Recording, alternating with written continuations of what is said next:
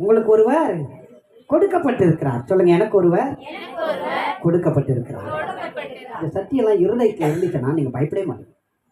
எந்த காரியத்துக்கு கொண்டு பயப்பட மாட்டீங்க. நீங்க யார் உங்களை பயம் காட்டினாலும், பிசாசு பயம் காட்டினாலும், இல்லை சூழ்நிலைகள் உங்களை பயம் காட்டினாலும் நீங்க பயப்படவே மாட்டீங்க.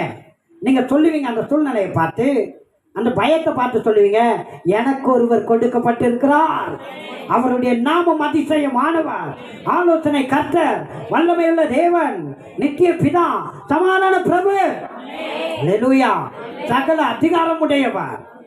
ஆமென்.